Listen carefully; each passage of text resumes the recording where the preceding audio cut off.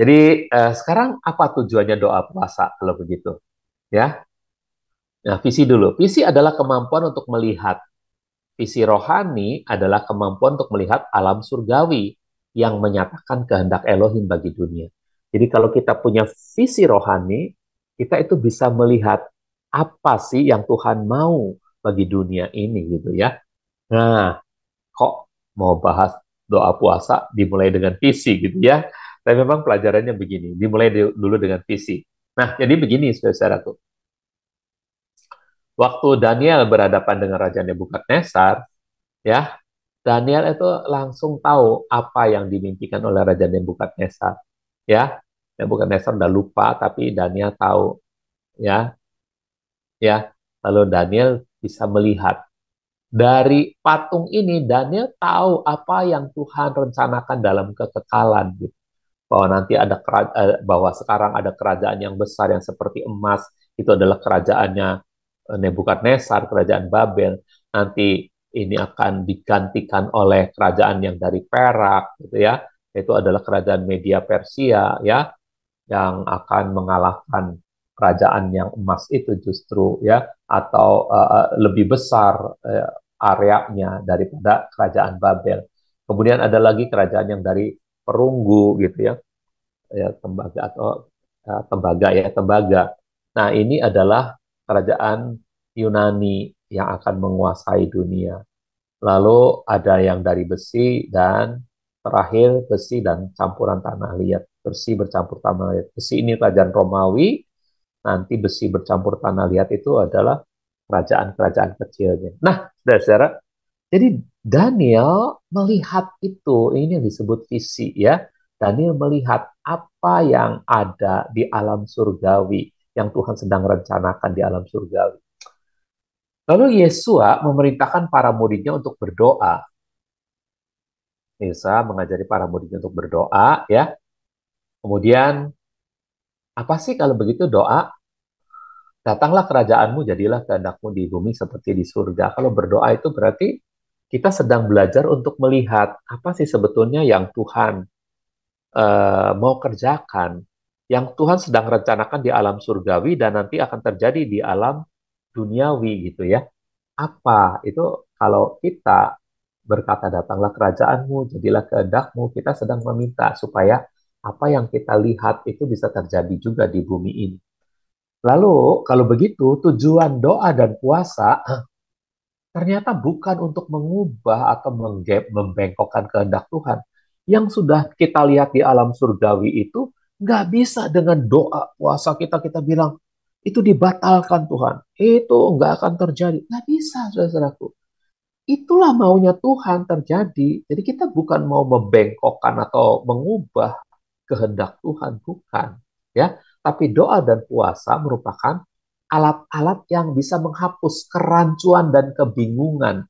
Waktu kita melihat di alam surgawi mungkin ya, Daniel yang hidup di masa Nebukadnezar, dia mengabdi kepada Raja Babylon. Tapi sebentar lagi kerajaan Babylon akan dikalahkan oleh kerajaannya Kores, yaitu kerajaan dari Media Persia. Dan dia kan harusnya takut kan, aduh kalau nanti kerajaan Babylon dikalahkan, saya pembesarnya pasti dibunuh nih, gitu kan?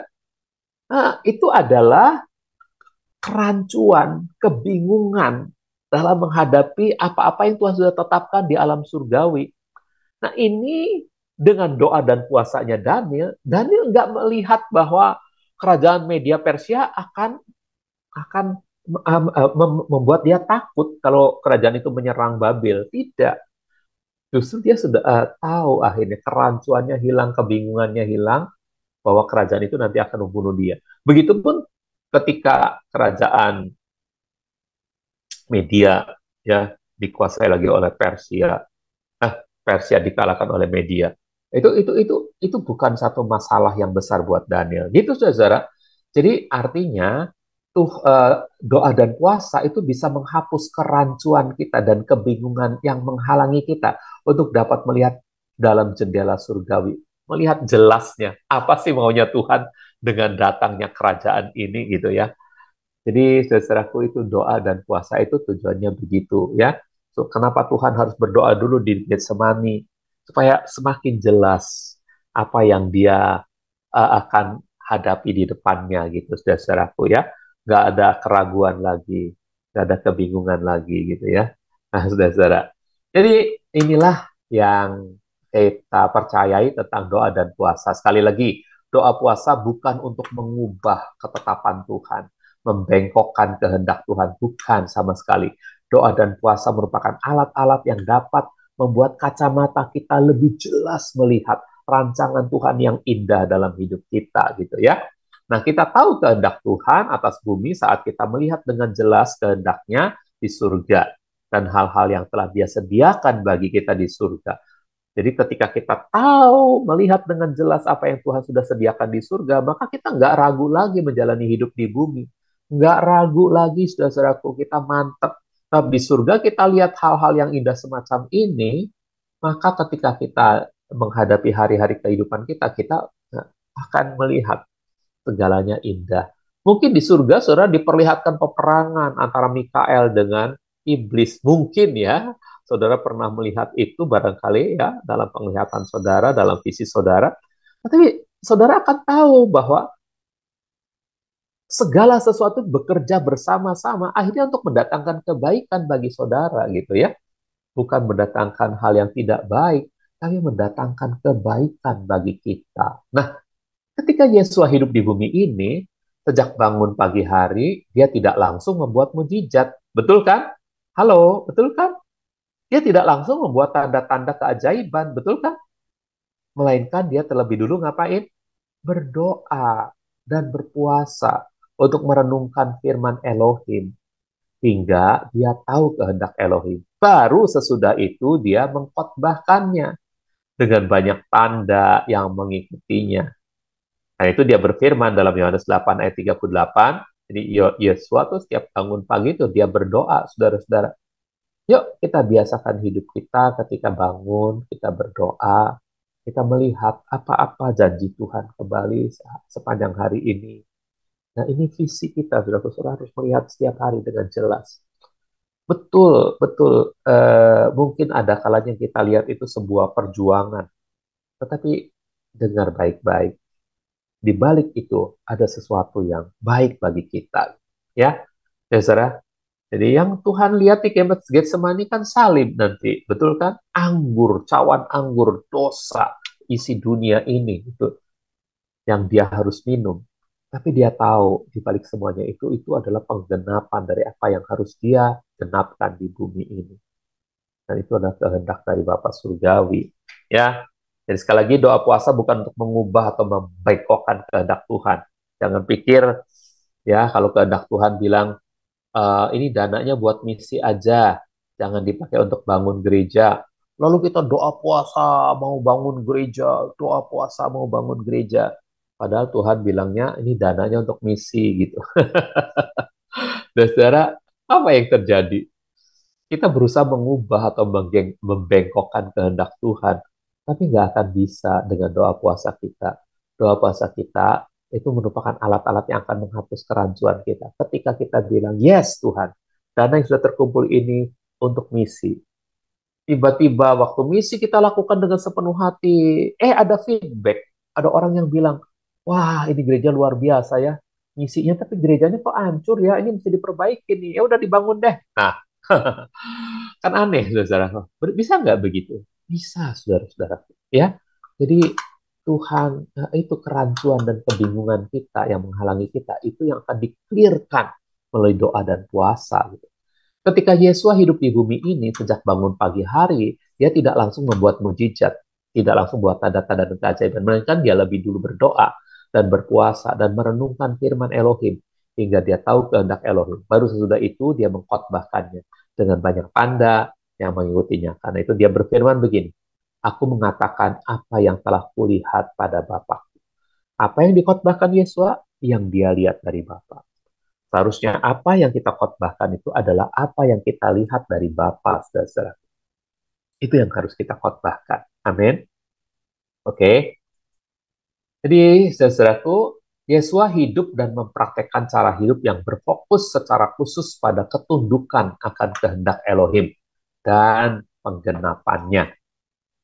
Yesua itu berfokus pada cara hidup ketundukan kepada Elohim dan kehendaknya untuk dia genapkan. Seharusnya kita juga sama, ya, kehendaknya harus kita genapkan. Oke, Tuhan tidak terkungkung oleh waktu, dia selalu ada, dia tidak terbatas oleh masa lalu dan masa depan. Sebagaimana dia ada bersama Musa. Ingat lagi, Tuhan tidak terkungkung oleh waktu.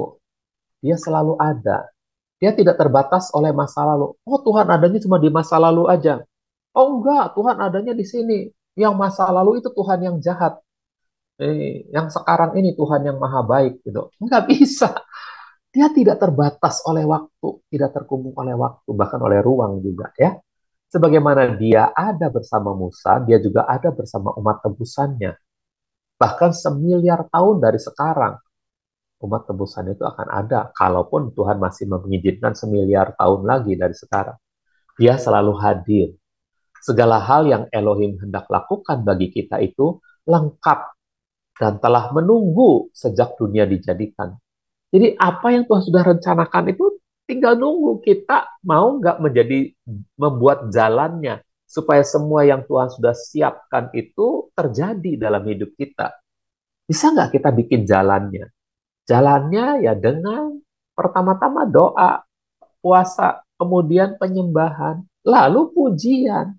Waktu pujian dinaikkan, waktu pujian dikumandangkan kepada sesama kita, maka akan terjadi hadirat Tuhan. Dan hadirat Tuhan waktu terjadi, itu akan memberi jalan bagi Tuhan menggenapkan semua janji-janjinya. Ya, nah, bagaimanapun kita harus mampu melihat ke dalam alam roh untuk mengetahui dan memahami kehendaknya atau apa yang telah dia sediakan bagi kita. 1 Korintus 2 ayat 9, ya, jadi kita harus lihat dalam alam roh. Tuhan itu ada. Tuhan itu ada pada zaman ini Musa, kelihatannya ini Elia atau ini yang bawa, ya, mana yang bawa jubah ya. Kalau ini yang bawa di apa loh batu, ini Musa ya. Jadi Tuhan ada pada zaman Musa, Tuhan ada pada zaman Elia, Tuhan ada pada zaman murid-murid, Tuhan ada pada zaman kita sekarang. Tuhan Maha ada. Amin. Ya. Lalu 1 Korintus 2 ayat 9 mengatakan sebagaimana ada tertulis apa yang belum pernah dilihat mata, belum pernah didengar telinga, belum pernah timbul dalam hati manusia, itulah yang sudah disediakan Elohim bagi mereka yang mengasihi Dia. Jadi kalau kita belum melihat apa-apa sekalipun, ya, Tuhan sudah menyediakan yang terbaik untuk kita. Ibrani 4 ayat yang ketiga mengatakan, sebab kita ya sebab kita yang berimanlah yang dapat masuk ke dalam perhentian itu. Sebagaimana yang telah dia katakan, aku bersumpah dalam geranku, mereka sekali-kali tidak akan masuk dalam perhentianku. Padahal pekerjaan-pekerjaan itu sudah selesai sejak zaman penciptaan.